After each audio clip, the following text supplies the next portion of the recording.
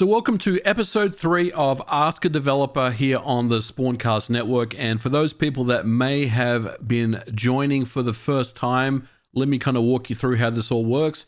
On the Spawncast network, we have a segment that kind of happens every couple of weeks called Ask a Developer. You guys submit questions that you want someone in the game industry as a developer to answer, and I'll be happy to respond.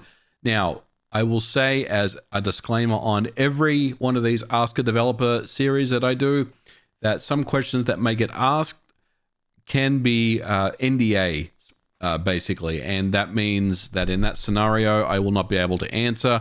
I'll just respond with unfortunately, I cannot talk about that due to NDAs. But let's go ahead and jump in. And we've got quite a few of them to get through. So let's waste no time with the questions. The first one is from Ryan Wiley or Willie, and I'm sorry, Ryan, if I butchered your name.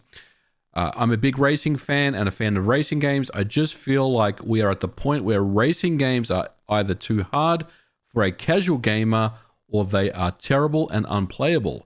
Does the increase in tech over the years make it harder to develop realistic racing games that does not require an entire setup to play effectively? I miss the days of Gran Turismo 3. Well, I will say that, Ryan, that I'm not a massive racing game fan, so I'm probably not the best person to ask a question like this.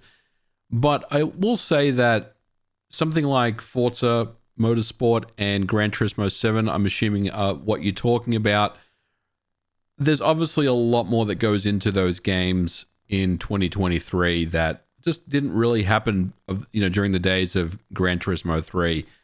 And I think a lot of it has to do with not only the improvements that have been made to, physics, engine physics, car physics, all that sort of stuff. But as you said, for casual games that want to get into racing game, it is very, very difficult. And I don't really know what the solution there is. I also kind of compare it to something like fighting games where, Street Fighter 6, for example, is a game, even though they have somewhat reduced that barrier of entry, I think that if you kind of watch the latest Evolution tournament that happened, last month, the standard of play is extremely high. And if you get on, Xbox Live or on PlayStation Network and you want to compete against someone, you're going to get completely bodied. And I think ultimately it's really about the time that you put into these games that is the most rewarding. But I do agree with you, and you bring up some really good points, Ryan. So thanks for the question. Now, the next question is from DC Fat Cat. The analog pocket really changed the ability for the common gamer to embrace the world of FPGA. Do you ever see a time when the Xbox 360, PlayStation 3 could be emulated using FPGA? I personally don't, because it's very hard for me to imagine something like that right now. And if you look at where we are as far as the limits of FPGA technology, we're at the point now where we're emulating the PlayStation 1, the Sega Saturn, even though the Saturn is still very much in heavy development and there's really been nothing publicly at least announced or released, I should say. And of course, the Nintendo 64 is starting to get some semblance of compatibility via FPGA. So we're many, many generations behind. So if you think about it, we have at least 2 more generations before we get to Xbox 360, PlayStation 3. So unless there is significant enhancements in FPGA technology, it's very difficult for me to actually see a system like the Xbox 360, especially when you have to think about security as well. When we talk about the PlayStation and the Sega Saturn and the Nintendo 64, yes, they all have their own security, but nothing obviously as sophisticated as the hypervisor, which was found on both the Xbox 360 and the PS3. Hopefully that answers your question there. The next one is from Carl Sanchez. As a developer, what would you do to Mario Sunshine to make it a better game? GameCube is better than N64. I know that you're probably trolling, Carl. Maybe you're not. What would I do to Mario Sunshine to make a better game? I'd probably would have never released it in its current form. But I would say if I was to fix it, I would do away with the flood mechanic. Now, obviously, that is a huge part of what makes Mario Sunshine what it is. But I feel like if you got rid of Flood and you basically designed the game without that mechanic, I think ultimately Mario Sunshine would be a better game. The next question is from Linklander. Hey MVG, thank you for making that Jurassic Park SNES port a reality. I'd like your opinion on how Blooper could handle the combat in the Silent Hill 2 remake. Everyone dances around the combat controls being barely passable in the OG. Linklander, this is an interesting question that you raise. Look, Silent Hill 2 for me is a game that I just absolutely love. And I agree with you that the combat controls in the original Silent Hill 2 have not aged particularly well. Now, I think if I was Bloober Team, what I'd probably do is make it familiar to fans of the original, because you don't want to deviate too much and just basically introduce a brand new combat system, because I feel like you would potentially lose people. And I think one of the great things about what Silent Hill did was, even though the combat, as you kind of mentioned, does, have issues with its controls being barely passable, and in another way, I kind of really connected with the combat because it always made me feel on edge. And it never really made me feel like I was always in complete control, for better or for worse. And it's one of the things that made Silent Hill such a great game for me. So I think Bloober Team needs to be careful where they just don't trivialize the combat too much and just, make it too modern and make it too easy, I should say.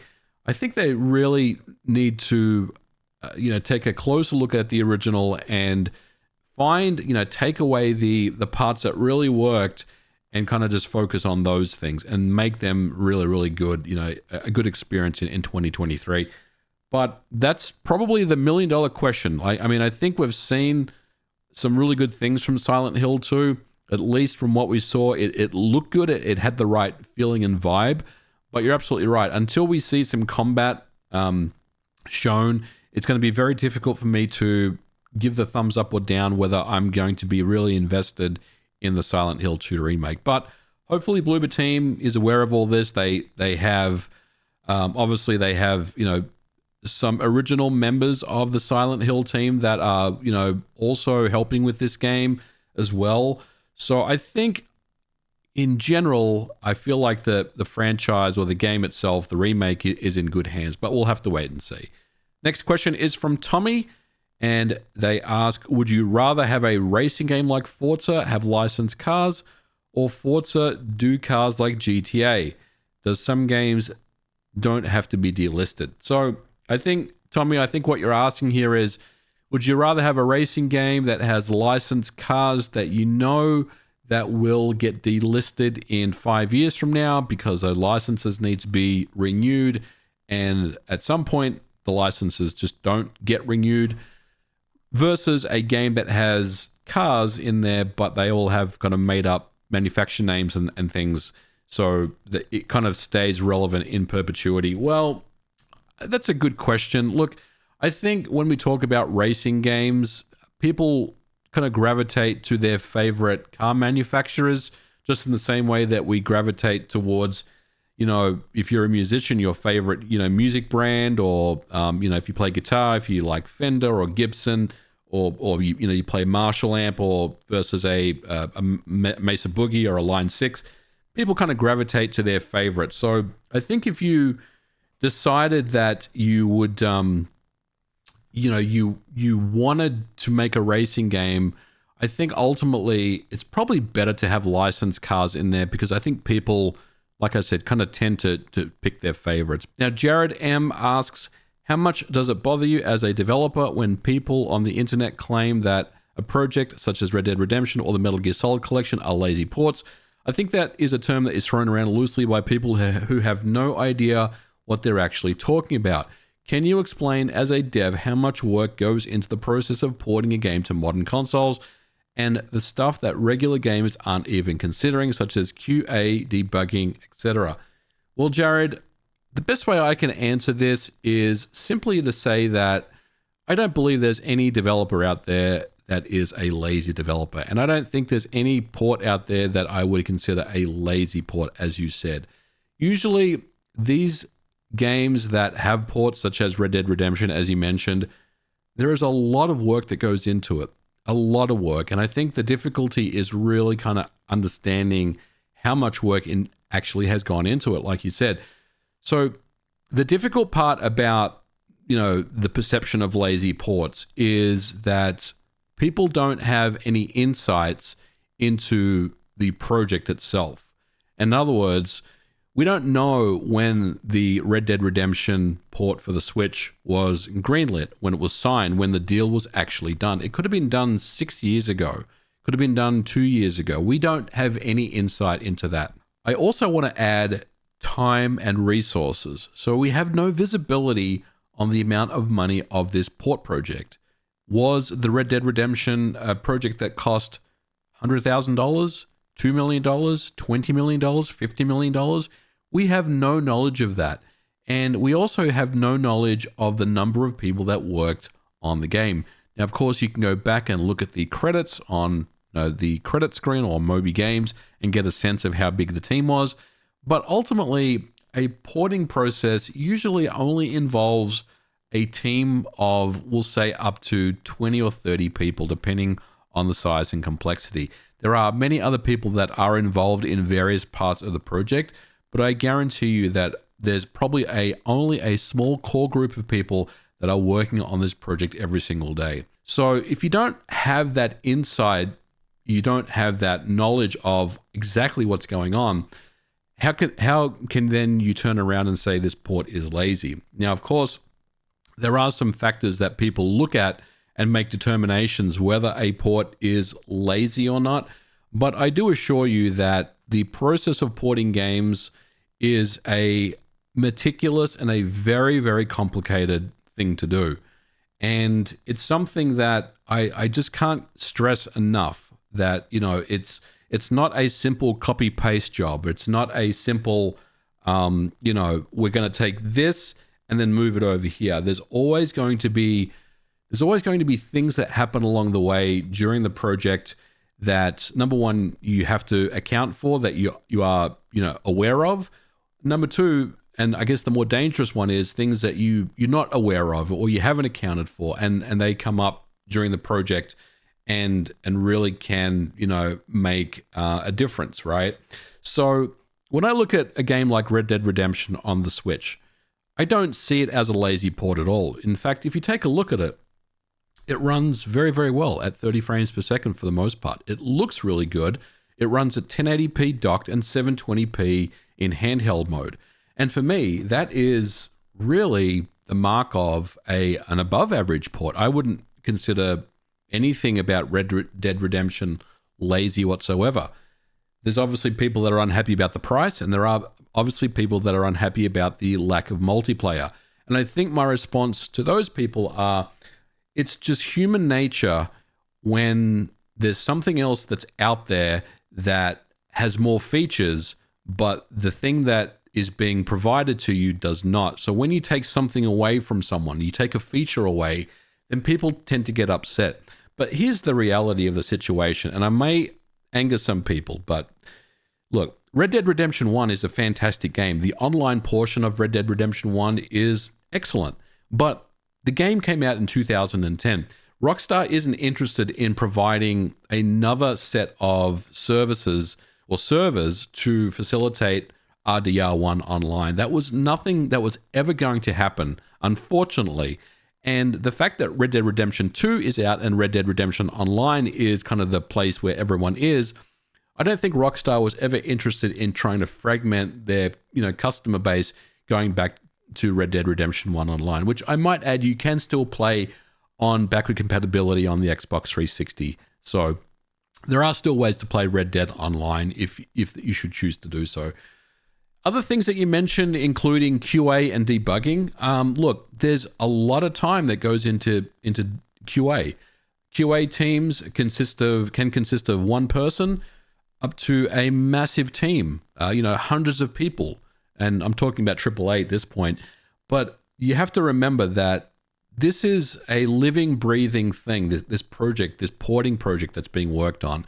And look, you really hit the nail on the head when you said that the term lazy ports are being thrown around loosely because, like you said as well, people don't really have a good understanding of what the porting process looks like. And hopefully this gives you some more insight into that. I kind of had to keep it a little high level, but look, at the end of the day, I think, my TLDR of all this is when I hear the word lazy port, I kind of just shake my head because most of the time, if you dig deeper, you look closer, then there's obviously factors that have occurred that I personally can see that just, I think that those ports themselves aren't lazy at all. But good question, Jared. Going to the next one here, Drewman46. He asks, hey MVG, I watched your videos and heard you mention a few times about the roadblocks that might prevent the Switch from having backward compatibility. My question is, doesn't the Xbox 360 also have the same roadblocks? Yes, Microsoft did some work with backward compatibility, but for the most part, a good amount of Xbox 360 discs worked on the Xbox One and Series X. What's the difference?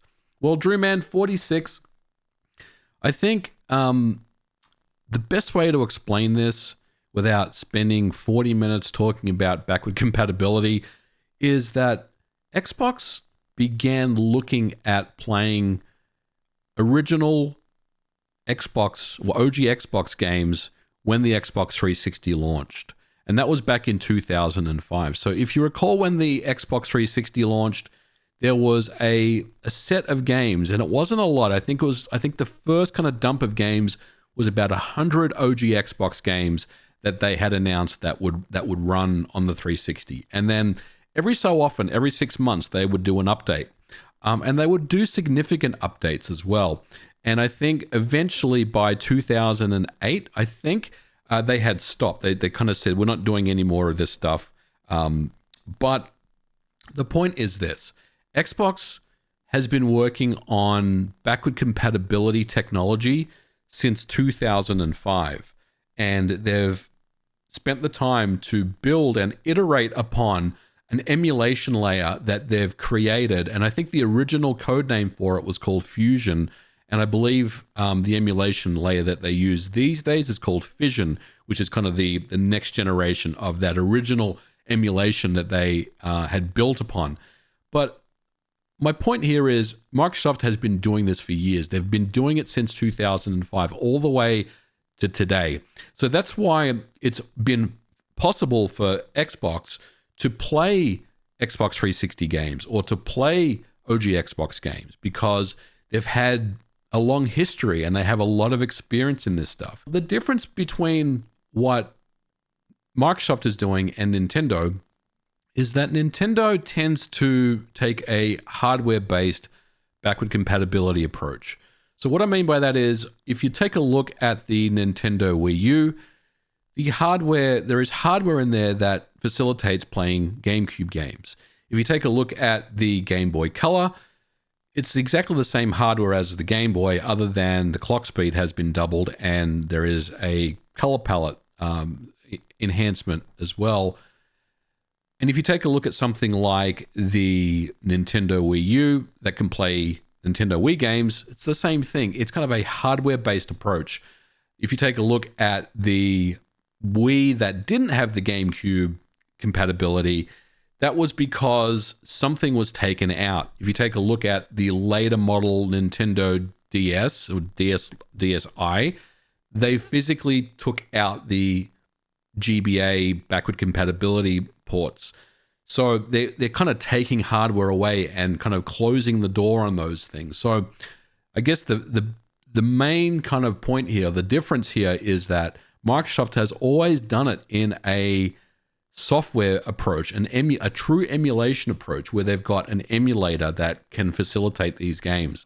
Nintendo, outside of Virtual Console and outside of NSO, because that is software-based emulation, but we're talking about playing Switch games on next-generation Switch hardware, that is something that Nintendo has to solve for. Now, still think that they will solve for it in some way. But I guess my concern and what gives me pause about next generation Switch hardware is that, at least based on what I understand to be true, when we talk about emulation, they don't have the same years of experience as someone like Microsoft does in that space, where they've basically built an emulator that they've iterated upon since 2005. So hopefully that answers your question.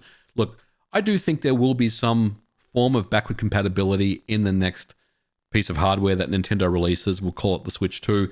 But as to how they will serve that up to customers, I couldn't really say at this point. But I think there will be something. So hopefully we'll get to see that. Next question is from Mackay Baker. Is 3D development more difficult than 2D development, or are they just different? I think 3D development is more complicated than 2D, because I know it sounds a little cliched, but you're adding a third dimension into the mix, and you're not worried about X and Y coordinates. You're worried about X, Y, Z coordinates. But I think each of those things have their own unique challenges and things. So I'm certainly not downplaying 2D development, which, like I said, can have some complexity around it as well.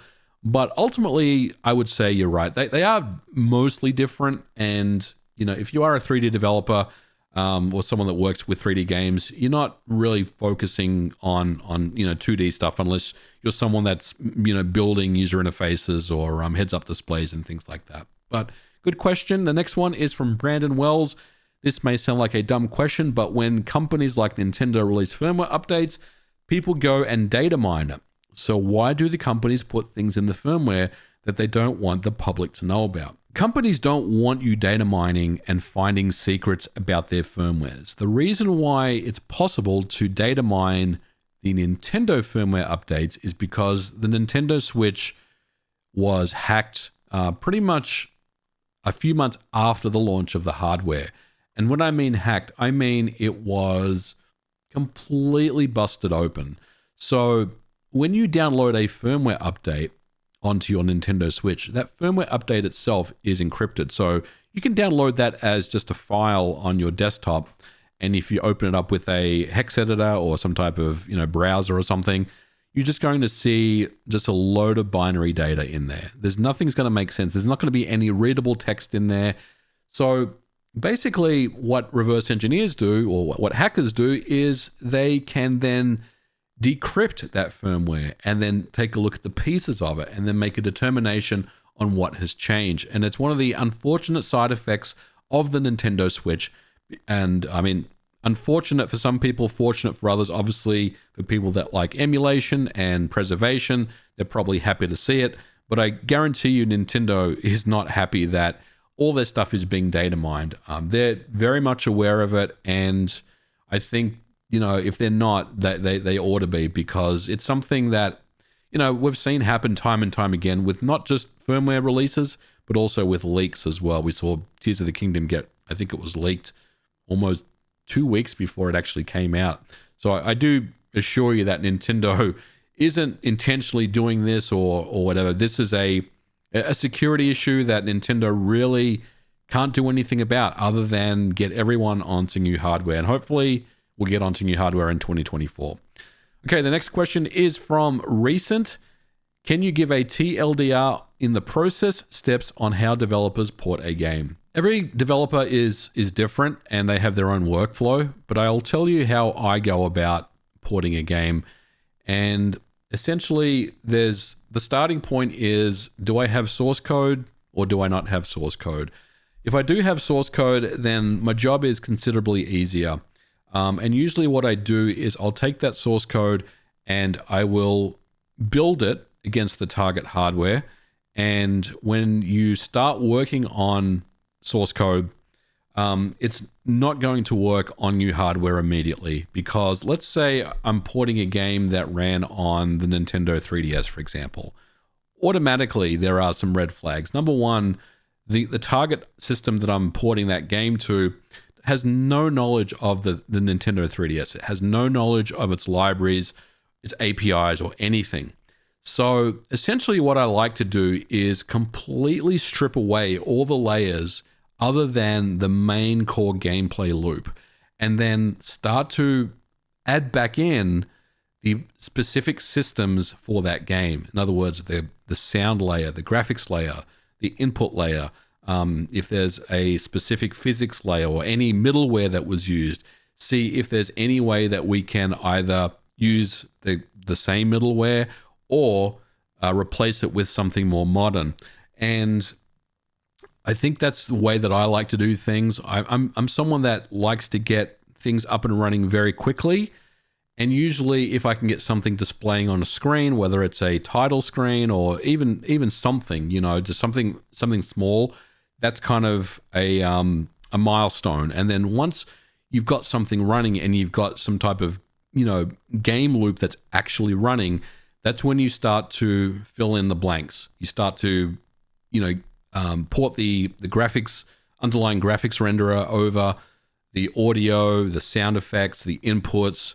And at that point, your job's still not done, because if you're working with game consoles, of course, there's also the social layer. If you're working on Xbox or PlayStation, you have to think about trophies as well. You have to think about activities. So it's not just, when you port something, it's kind of ready to go. You still have to ensure that it's running on the target hardware, and it's basically going to pass a certification check when you submit the game for certification. Now, the next question is from Slim Don Dada, and they ask, what are the reasons why the MGS collection will only run at 30 FPS on the Switch, while it ran at 60 on original consoles that were weaker than the Switch, i.e. PS2? Now, for this one, it's very hard for me to give you a straight up answer on this, because I'm not privy to the development process that has gone into the MGS collection. So I couldn't really say why it's not running at 60 or why it is running at 30. I think it was a choice that was made by the development team. And for whatever reason, for better or for worse, that's what they decided upon. Unfortunately, that's the best answer I can give you there.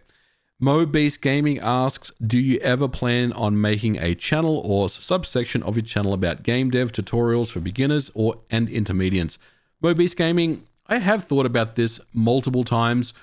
I have thought about maybe I could do a series based on this.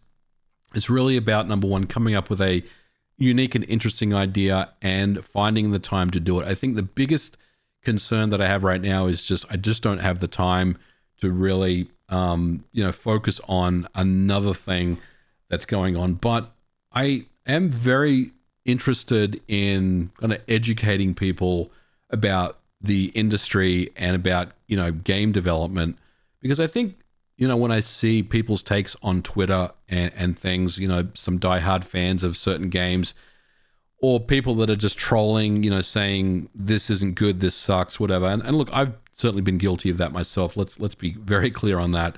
But a lot of the times I look at that and I know that their takes aren't correct. So I think there is some benefit in, maybe talking about game development and maybe the business of shipping a game and what that actually entails. I just need to find a way to do it with the amount of time that I have, and do it in such a way that it would be, I guess, that doesn't rattle any NDAs, unfortunately. But I also want to add that this particular forum, the Ask a Developer forum, is an open forum for you guys. So if you want to learn more about the game development process, that's why I'm here. So feel free to keep asking questions here, and at least for the meantime, I'll answer them. If I make a channel at some point, I may do that, but at the moment, just keep submitting your questions here. Next question is from Christian Cortez. As a dev, does companies like Nintendo putting patents bother you? Yeah, this is actually a good question. So it does bother me that Nintendo does patent specific things, specific physics things that other studios, other games have had in their code for years. So Nintendo kind of thinks that they can, patent a specific, technique or specific thing. And I think you're talking about the stuff that was found in Tears of the Kingdom with regards to some of the mechanics in that game. Look, some of these mechanics have been in in games for a long, long time. Nintendo was not the first one to invent it. They can certainly try to patent it, but I would also question how well some of these things would hold up. I think Nintendo isn't trying to go after anyone that tries to do something similar, but I think what they're trying to put a stop to is someone just completely ripping off the fuse mechanic, the ascend mechanic, and things like that, in some type of Tears of the Kingdom knockoff game. I think that's their underlying concern here.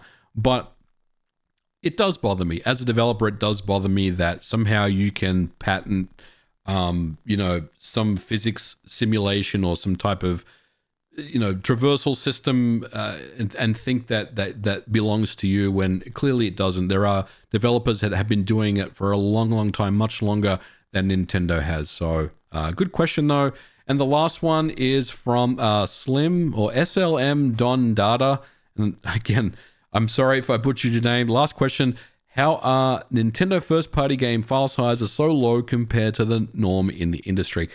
I haven't really given this too much thought. I think there are some exceptions. Obviously, games like Breath of the Wild and Tears of the Kingdom are larger games that I think Tears of the Kingdom is about 16 gigabytes from memory. But you are right. Most of them, the file sizes are much lower. And I think it has to do with, number one, being very, very familiar with your hardware.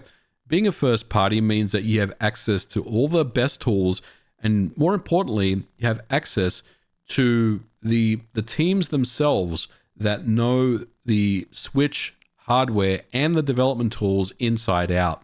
So they know all the tricks when it comes to compression. They know all the tricks about making things look good and making things run good. And ultimately, I think those are the things that make the difference. If you're a first party, then you have access to teams that third parties may not have access to. A good example is when I think about Xbox, there's the Advanced Technology Group. That's kind of the team of really smart people that know the Xbox that they send out to studios to help them optimize their games. Sony also has a similar team known as the ICE team. They basically go around to their first parties like Naughty Dog and Sony Santa Monica and help them optimize and make their games look good and run good. So I think, as far as file sizes go, I think ultimately Nintendo knows their hardware better than anyone else. And that's the best reason I can offer there. But that's going to do it for today's episode of Ask a Developer number 3. These are really good questions, guys. Please keep them coming in. And as mentioned, if you do want to ask me a question, John Spawnwave will post up the link at some point. And please put your questions there, and I'll be sure to read them out in the next episode. But for now, thank you so much for watching. If you liked it, leave this episode a thumbs up. Tell people about the Spawncast Network Patreon. We've got some good stuff going on here, and I'll catch you guys next time. Have a good one.